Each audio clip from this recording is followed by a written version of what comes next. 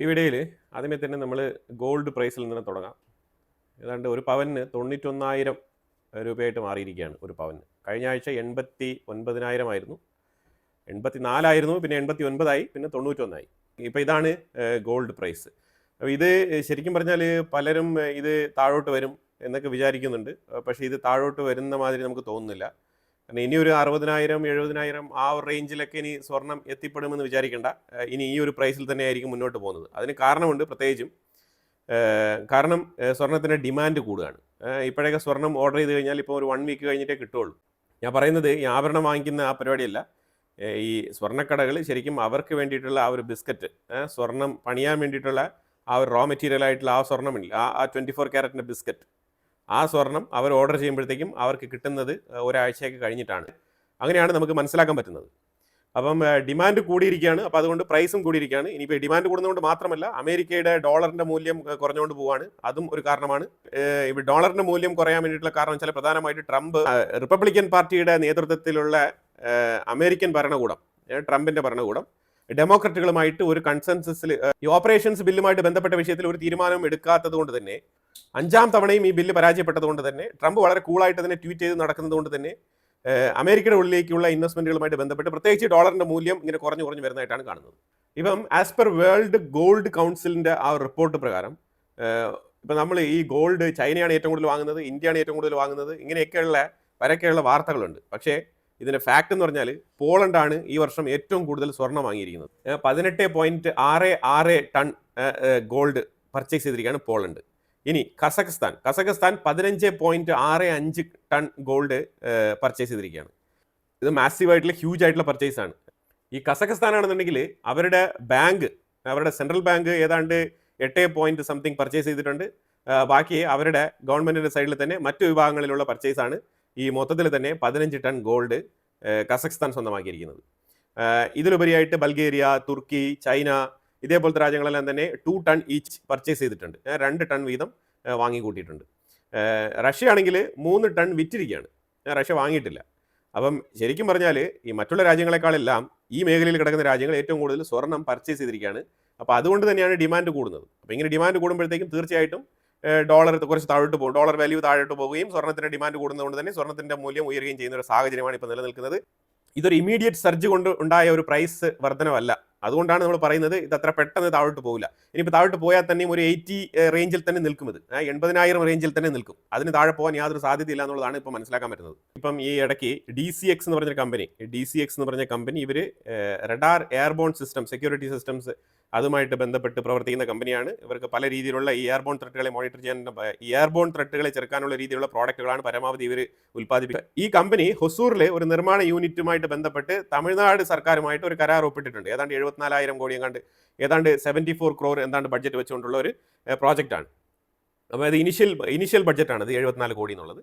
അപ്പോൾ അതിൽ നിന്നും തീർച്ചയായിട്ടും ഇതിനകത്ത് ഇസ്രായേലിൻ്റെ എൽബിറ്റ് സിസ്റ്റവുമായിട്ട് വളരെയധികം കണക്റ്റഡ് ആയിട്ടുള്ള കമ്പനിയാണ് ഈ DCX. ഇതും തന്നെ ഇസ്രായേൽ ഒറിജിൻ ആയിട്ടുള്ള കമ്പനിയാണ്.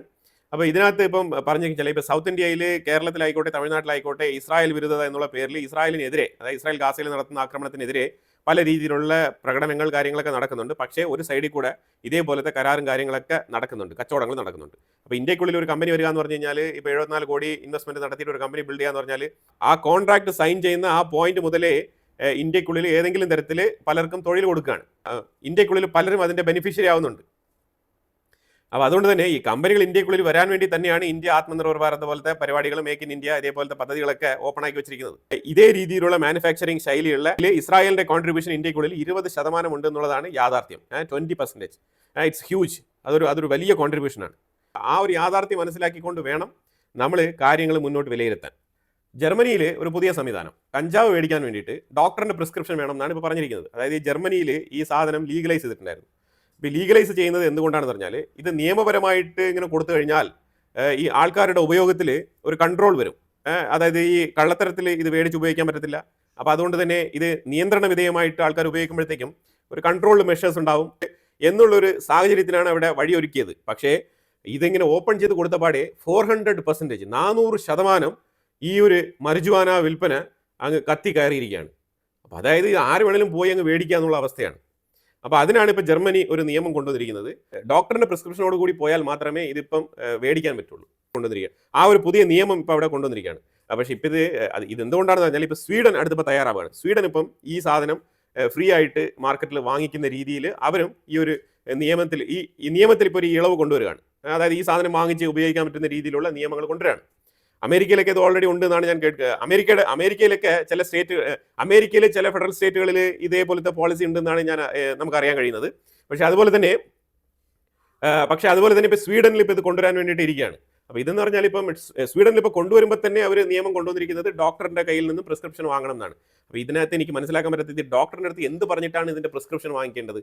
ഡോക്ടർ, എനിക്ക് ഇച്ചിരി തലവേദനയുണ്ട്, അല്ലെങ്കിൽ എനിക്ക് ഇച്ചിരി ചുമയുണ്ട്, അപ്പോൾ അതുകൊണ്ട് ഇച്ചിരി ഇത് സംഭവം അതിന് വേണ്ടിയിട്ട് കുറച്ച് ഇത്തിരി എഴുതി തരണം എന്ന് പറഞ്ഞു കഴിയുമ്പോൾ ഡോക്ടർ ഇങ്ങനെ എഴുതി കൊടുക്കുമോ? അപ്പോൾ എന്താണ് ഇതിനു വേണ്ടി പറയേണ്ടത്?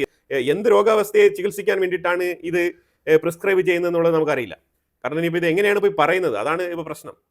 എന്ത് അസുഖത്തിന്റെ പേര് പറഞ്ഞിട്ടാണ് ഇത് പ്രിസ്ക്രൈബ് ചെയ്ത് മേടിക്കേണ്ടത്? അപ്പോൾ അത്രയ്ക്ക് ഗുരുതരാവസ്ഥയിൽ ആൾക്കാർ പോയിട്ട് പ്രിസ്ക്രൈബ് ചെയ്ത് മേടിക്കണോ എന്ന് ചോദിച്ചു കഴിഞ്ഞാൽ ചുമ എന്ന് പറഞ്ഞിട്ടാണോ എഴുതി മേടിക്കേണ്ടത്? അല്ലെങ്കിൽ ഡോക്ടർ, എനിക്ക് ഇങ്ങനെ കുറച്ച് സാധനം വേണം, അപ്പോൾ അതുകൊണ്ട് പ്രിസ്ക്രൈബ് ചെയ്ത് തരണം, അങ്ങനെ പറഞ്ഞു മേടിക്കണോ? എന്താണ് ഇതിന്റെ പ്രാക്ടീസ്? ഇതുപോലെ മറ്റുള്ള രാജ്യങ്ങളിൽ ആരെങ്കിലും പ്രിസ്ക്രൈബ് ചെയ്ത് മേടിച്ച് ശീലമുണ്ടെങ്കിൽ നിങ്ങൾ കമന്റ് ബോക്സിൽ രേഖപ്പെടുത്തുക. റഷ്യയും ഇന്ത്യയുമായിട്ടൊരു ചെറിയ വിഷയം. അതായത് ഇന്ത്യയിൽ നിന്നും പഠിക്കാൻ പോയ ഒരു വിദ്യാർത്ഥി, പുള്ളിയുടെ പേര് ഞാനിവിടെ താഴെ കൊടുക്കുന്നുണ്ട്. അപ്പോൾ ഈ വിദ്യാർത്ഥി ശരിക്കും പറഞ്ഞാൽ പഠിക്കാൻ വേണ്ടി പോയതാണ്, സ്റ്റുഡൻ്റ് ആണ്, ഇനി പാർട്ട് ടൈം ജോലിയാണ് എന്താണെന്ന് അറിയത്തില്ല. ഈ വ്യക്തിയെ ഇപ്പോൾ ഉക്രൈൻ അറസ്റ്റ് ചെയ്ത് കസ്റ്റഡിയിൽ വെച്ചിരിക്കുകയാണ്, ഇന്ത്യക്കാരനാണ്. അപ്പം പുള്ളി ഇപ്പോൾ ഒരു വീഡിയോ പബ്ലിഷ് ചെയ്തിട്ടുണ്ട്. അപ്പം പുള്ളിക്കാരൻ പറഞ്ഞിരിക്കുന്നത് നിർബന്ധിച്ച് എന്നെ ഈ മിലിറ്ററി ജോലി ചെയ്യാൻ വേണ്ടിയിട്ട് എന്നെ കൊണ്ടുപോയതാണ് എന്നാണ് പുള്ളിക്കാരൻ പറഞ്ഞിരിക്കുന്നത്. ഇതുമായിട്ട് ബന്ധപ്പെട്ട് ഇന്ത്യയുടെ എക്സ്റ്റേണൽ അഫയേഴ്സ് മിനിസ്ട്രി റഷ്യയുമായിട്ട് ചർച്ച നടത്തിക്കൊണ്ടിരിക്കുകയാണ്. പക്ഷേ റഷ്യയുമായിട്ട് ചർച്ച നടത്തിയിട്ട് കാര്യമില്ല, ഇനിയിപ്പോൾ ഉക്രൈനുമായിട്ട് വേണം ചർച്ച നടത്താൻ. അപ്പോൾ ആ രീതിയിൽ കാര്യങ്ങൾ മാറി മറിഞ്ഞിരിക്കുകയാണ്. അപ്പം ഓൾറെഡി തന്നെ ഇന്ത്യൻ പ്രൈം മിനിസ്റ്റർ മോദിയും റഷ്യൻ പ്രസിഡന്റും സംസാരിച്ച സമയത്ത് ഇന്ത്യക്കാരായിട്ടുള്ള ആൾക്കാരെ റിലീസ് ചെയ്യണമെന്ന് പറയുകയും അങ്ങനെ ഒരുപാട് പേരെ റിലീസ് ചെയ്ത് വിട്ടതായിട്ടും ഇനി ഒരു 20 പേരെയും കൂടി കണ്ടെത്തി റിലീസ് ചെയ്യേണ്ടതുണ്ട് എന്നാണ് ലാസ്റ്റ് വീക്ക് തന്നെ നമ്മൾ വാർത്തയിൽ അപ്ഡേറ്റ് ചെയ്തിട്ടുണ്ടായിരുന്നത്. അപ്പോൾ ആ ഒരു 20 പേരെ ഇതുവരെ കിട്ടിയിട്ടില്ല. അപ്പോൾ അതിൻ്റെ ഇടയ്ക്കാണ് ഇങ്ങനെ ഒരു സ്റ്റുഡൻറ്റിൻ്റെ ഒരു വാർത്ത വന്നിരിക്കുന്നത്. ഈ സ്റ്റുഡൻറ്റ് പഠിക്കാൻ പോയിട്ട് ഇനിയിപ്പോൾ പുള്ളിക്കാരൻ വല്ല പാർട്ട് ടൈം ജോലി അന്വേഷിച്ച് പോയിട്ട് ഒരു മാസം റഷ്യയുടെ ആർമിയിൽ ഫ്രണ്ട് ലൈനിൽ പോയി പണിയെടുത്തിട്ട് പിന്നീട് മടങ്ങാമെന്ന് വിചാരിച്ച് പോയതാണെന്ന് അറിയത്തില്ല. എന്തായാലും റഷ്യൻ ആർമിയിൽ ഫ്രണ്ട് ലൈനിൽ ഫൈറ്റ് ചെയ്തതിൻ്റെ പേരിലാണ് ഉക്രൈൻ ആർമി ഈ ചെറുക്കനെ അറസ്റ്റ് ചെയ്ത് വെച്ചിരിക്കുന്നത്. ഇതൊരു വിഷയം ഇപ്പോൾ നിലവിൽ ഇന്ത്യയും റഷ്യയും തമ്മിൽ ഡിസ്കഷൻ പൊയ്ക്കൊണ്ടിരിക്കുകയാണ് ബാക്ക് എൻഡിൽ. ഇത് കഴിഞ്ഞാൽ റഷ്യ ഇന്ത്യയെ എടുത്ത് പറഞ്ഞിരിക്കുകയാണ്, ഈ ഇന്ത്യൻ മണി കൊടുത്തിട്ടാണ് ഇന്ത്യ ഇത്ര നാൾ എണ്ണ വാങ്ങിച്ചുകൊണ്ടിരിക്കുന്നത് റഷ്യയുടെ കയ്യിൽ നിന്ന്. അപ്പോൾ ഇന്ത്യൻ മണി ബൾക്കായിട്ട് റഷ്യയുടെ കയ്യിൽ കുമിഞ്ഞു കൂടുന്നത് അത്ര നല്ല പരിപാടിയല്ല. കാരണം അവർ ഒരു സുപ്രഭാതത്തിൽ അവർക്ക് എന്തെങ്കിലും പർച്ചേസ് ചെയ്യണമെന്ന് പറഞ്ഞിട്ട് ഈ ഇന്ത്യൻ കറൻസി ബൾക്കായിട്ട് മാർക്കറ്റിലേക്ക് ഇട്ട് കഴിഞ്ഞാൽ അത് ഇന്ത്യയുടെ കറൻസിക്ക് വലിയ രീതിയിലുള്ള ഒരു മൂല്യത്തകർച്ച ഉണ്ടാക്കും. അപ്പോൾ ഡോളറിനെതിരെ ഇന്ത്യൻ കറൻസി ഓൾറെഡി തന്നെ ഇച്ചിരി ക്ഷീണിച്ചാണ് പോയിക്കൊണ്ടിരിക്കുന്നത്. ആ സാഹചര്യത്തിൽ റഷ്യ ആ ഒരു മണി ഉപയോഗിച്ചുകൊണ്ട് ആ മണി മാർക്കറ്റിലേക്ക് ഇറക്കുകയാണെന്നുണ്ടെങ്കിൽ, അത് ഇന്ത്യൻ കറൻസി, കയ്യിലുള്ള ഇന്ത്യൻ കറൻസി ഇത്ര നാൾ നമ്മൾ കൊടുത്ത് ഓയിൽ മേടിച്ചുകൊണ്ടിരിക്കുന്ന ആ ഇന്ത്യൻ കറൻസി അവർ മാർക്കറ്റിലേക്ക് ബൾക്കായിട്ട് ഇറക്കുകയാണെന്നുണ്ടെങ്കിൽ നമ്മളുടെ കറൻസിക്ക് വലിയ രീതിയിലുള്ള ഒരു ഇടിവ് രേഖപ്പെടുത്തും. അപ്പം നമ്മൾ ഇതിനു വേണ്ടിയിട്ടാണ് ഇത്രയും കാലം റിസർവ് ബാങ്കിൽ നിന്നും ശേഖരിച്ച് വെച്ചിരുന്ന ഫോറിൻ ഫണ്ടിൽ, അത് ഫോറിൻ കറൻസി US ഡോളറിൽ നിന്നും 2 ബില്യൺ കഴിഞ്ഞ മാസം നമ്മൾ വിറ്റിരിക്കുന്നത്. അപ്പോൾ നമ്മൾ ഡോളർ വിറ്റിട്ടാണ് നമ്മൾ കാര്യങ്ങളൊക്കെ ഒരു ലെവൽ വരെ പിടിച്ച് നിർത്തി മുന്നോട്ട് കൊണ്ടുപോയിക്കൊണ്ടിരിക്കുന്നത്. വേണ്ടി വന്നാൽ നമ്മൾ ഇനിയും ഡോളർ വിൽക്കും. ഇപ്പോഴും നമുക്ക് 700 ബില്യണിലധികം നമുക്ക് ഫോറിൻ റിസർവ് ഫണ്ട് ഉണ്ട്. അപ്പോൾ അതിന് നമുക്ക് വേണമെങ്കിൽ കുറച്ചുകൂടെ വിറ്റ് ഡോളറിനെതിരെ നമുക്ക് പിടിച്ച് നിൽക്കാൻ പറ്റും. പക്ഷേ ആ സാഹചര്യത്തിൽ റഷ്യ നമ്മളുടെ ഇന്ത്യൻ കറൻസി കൂടുതലായിട്ട് മാർക്കറ്റിൻ്റെ ഉള്ളിലേക്ക് ഇറക്കുന്നെങ്കിൽ നമുക്കതൊരു തിരിച്ചടിയാവും. അപ്പോൾ അതുകൊണ്ട് തന്നെ നമ്മൾ ഇന്ത്യൻ കറൻസി കൊടുത്ത് എണ്ണ വാങ്ങിക്കുന്നത് കുറച്ച് നാളത്തേക്ക് നിർത്തി വെച്ചിട്ട് ജസ്റ്റ് യുവാൻ കൊടുത്ത് വാങ്ങിയാലോ എന്നുള്ളൊരു അഭിപ്രായം പറഞ്ഞിട്ടുണ്ട്. അപ്പോൾ ഇന്ത്യ അതിന് സമ്മതിച്ചിട്ടുണ്ട്. അപ്പോൾ ഇനി കുറച്ച് നാളത്തേക്ക് റഷ്യയിൽ നിന്നും എണ്ണ വാങ്ങിക്കുന്ന സമയത്ത് നമ്മൾ യുവാൻ എന്ന് പറഞ്ഞ ചൈനീസ് കറൻസി കൊടുത്തിട്ടായിരിക്കും നമ്മൾ എണ്ണ പർച്ചേസ് ചെയ്യാൻ പോകുന്നത്. അപ്പോൾ ഇത് ഇന്ത്യയുടെ നന്മയ്ക്ക് വേണ്ടിയിട്ടാണ്. പിന്നെ ഇനി നാളെ വാർത്തകൾ ഇറങ്ങും, ഇതാ ചൈനയുടെ കറൻസി ഉപയോഗിച്ചുകൊണ്ടാണ് ഇന്ത്യ ഇപ്പം എണ്ണ വാങ്ങിക്കുന്നത് എന്നുള്ള രീതിയിലൊക്കെ ഇനി ഇവിടെ പല രീതിയിലും പുതിയ സ്റ്റിക്കർ അടിച്ചൊട്ടിച്ച് പുതിയ വാർത്തകളൊക്കെ വരാനുള്ള സാധ്യതയുണ്ട്. അപ്പോൾ അതുകൊണ്ടാണ് ഞാൻ മുൻകൂട്ടി തന്നെ ഇത് പറയുന്നത്. നമ്മളെപ്പോഴും റിസർവ്ഡ് ആയിട്ടുള്ള ന്യൂസ് തരുന്നത് അതുകൊണ്ടാണ്. ഇങ്ങനൊരു കമ്മ്യൂണിക്കേഷൻ നടന്നിട്ടുണ്ട്.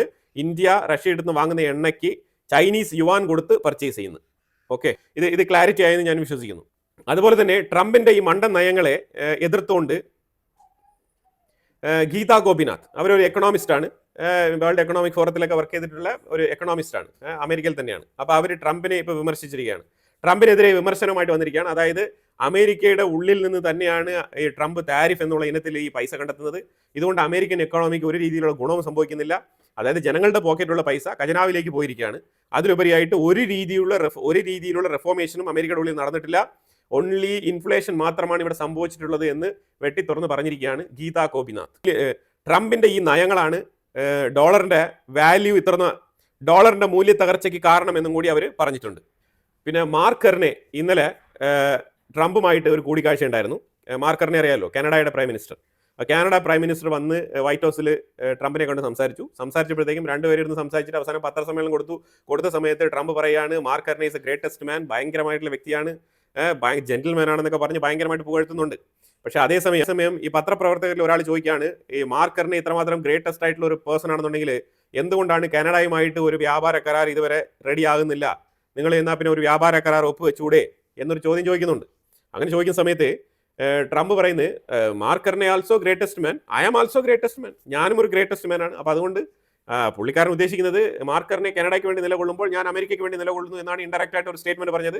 അവിടെ എല്ലാവരും ഭയങ്കരമായിട്ട് കക്കെ ചിരിച്ച് കാര്യങ്ങളൊക്കെ അങ്ങ് തള്ളി അങ്ങ് മറിച്ച് വിട്ട്. പക്ഷേ ഡീലുമില്ല, ഒന്നുമില്ല. ഒരു കണക്കിൽ നോക്കി കഴിഞ്ഞാൽ മാർക്ക് കെർണയെ ചെറുതായിട്ട് അപമാനിച്ചിട്ടുണ്ട് ട്രംപ്.